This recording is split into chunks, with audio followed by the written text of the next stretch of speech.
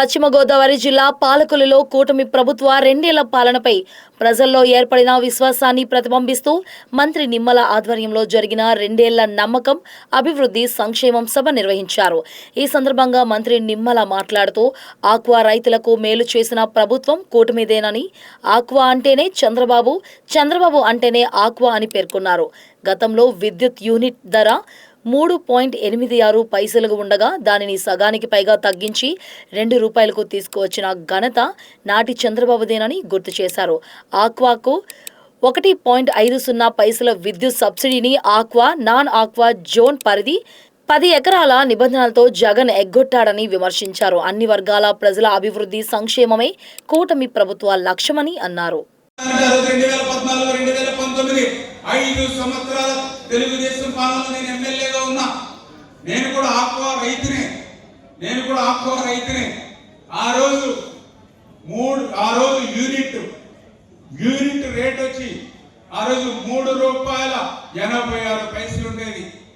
Unit rate ₹3.86 ఉంటే ఆ రోజు మొట్టమొదటిసారిగా చంద్రబాబు నాయుడు గారు ₹3.86 కాదని దాన్ని సగానికి సగం ₹2 తగ్గించినటువంటి నాయకుడు ఆ రోజు నారా చంద్రబాబు నాయుడు గారు. విద్యుత్ రేట్ని ఆక్వా రైతుకి మరి ఆదుకోవాలనే ఉద్దేశంతో మరి తర్వాత జగన్మోహన్ రెడ్డి అధికారంలోకి వచ్చాడు.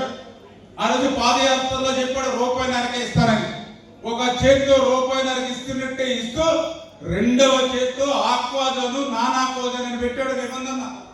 రెండో చేతితో 10 ఎకరాలు లోబడి 10 ఎకరాల పైబడి పెట్టాడు నిబంధన.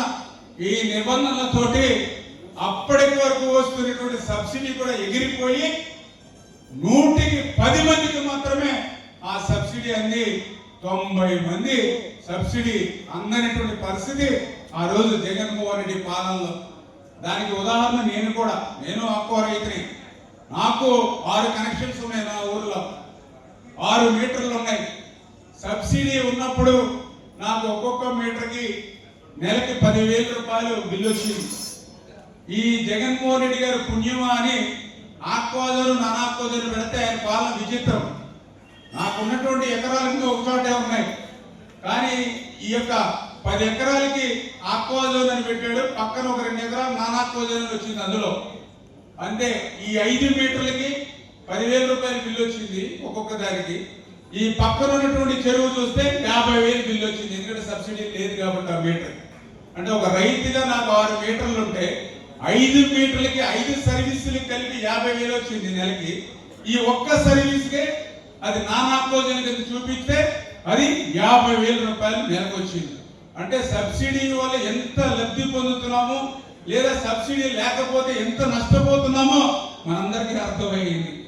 అంటే ఆ రకంగా ఆక్వాజోన్, నాన్ ఆక్వాజోన్ అని పెట్టి 10 ఎకరాల లోబడి పైబడి నిబంధనలు పెట్టి ఆ రకంగా 100కి 90 మందికి ఆక్వా కరెంట్ సబ్సిడీ ఎగ్గొట్టినటువంటి వ్యక్తి జగన్మోహన్ రెడ్డి ఆంధ్రప్రదేశ్ రాష్ట్రంలో అనే విషయాన్ని ఈ సందర్భంగా తెలియజేస్తా ఉన్నా.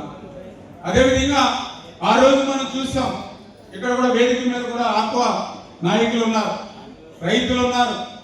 ఆ రోజు ట్రాన్స్ఫరం నా చెరువుకి నేను కనెక్షన్ తీసుకోవాలి, సర్వీస్ తీసుకోవాలని అంటే కేవలం సర్వీస్ ఛార్జీలు మాత్రమే ఉండేవి. 2014-19లో ట్రాన్స్ఫరం ఛార్జీ ఉండేది కాదు.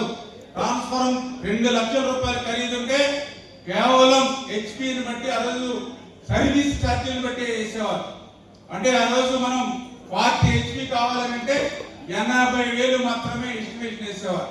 53 హెచ్పి కావాలంటే 1,10,000 ఎస్టిమేషన్ వేసేవారు. ట్రాన్స్ఫరం ఉచితంగా ఆ రోజు గవర్నమెంట్ చంద్రబాబు నాయుడు గారు ఇచ్చేవారు. కానీ జగన్మోహన్ రెడ్డి వచ్చిన తర్వాత ఆ ట్రాన్స్ఫరం కూడా 2 లక్షలు 2,50,000 కూడా కలిపి ఈ సర్వీస్ ఛార్జీ 80,000 1,10,000 కలిపి ఎక్కడైనా ఒక సర్వీస్ అప్లై చేసుకుంటే ఈ రోజు 3 లక్షలు 4 లక్షలు ₹5 లక్షల ఇవాళ ఆక్వా రైతు నెత్తి మీద భారం పెడుతున్నటువంటి ఈ జగన్మోహన్ రెడ్డికి ఆక్వా గురించి మాట్లాడేటువంటి నైతిక అర్హత ఎక్కడుందని చెప్పి నేను అడుగుతున్నటువంటి పరిస్థితి. ఎంత అన్యాయం అని అంటే ఆ రోజు జగన్మోహన్ రెడ్డి తన జే ట్యాక్స్ కోసం ఆ రోజు ఈ ట్రాన్స్ఫర్స్ రైతుల నెత్తి మీద భారం పెట్టాడు కాబట్టి ఆ యొక్క ట్రాన్స్ఫరెన్స్ కూడా మరి పెద్ద ఎత్తున ఆ రోజు బుక్ చేశాడు. ఏదైతే మరి ఆ రోజు ఉన్నటువంటి కంపెనీలతోటి